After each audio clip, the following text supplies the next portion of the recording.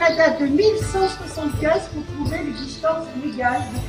Le château, que vous verrez tout à l'heure, bâti sur un éperon rocheux, a servi longtemps de garnison pour des soldats de passage des armées des Francs du Languedoc. Autour du château et de son enceinte, vous verrez, il y a deux enceintes. Il y a le premier enceinte autour du château et il y a une seconde enceinte appelée.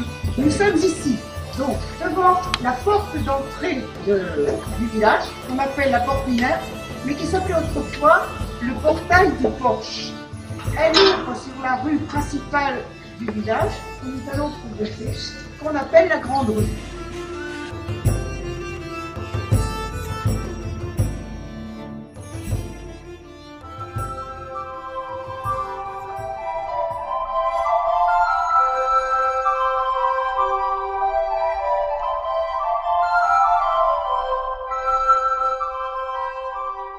Le château s'appelait Castrum Novum. On voit apparaître le nom de Gers en l'an 1345.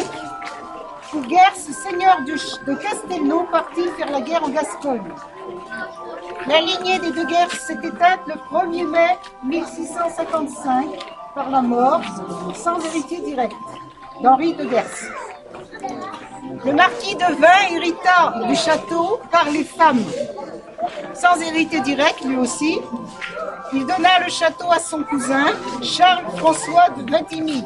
Le dernier seigneur de Castelnau fut Charles-Emmanuel, marquis de Vintimille du Luc. Il était un fils naturel de Louis XV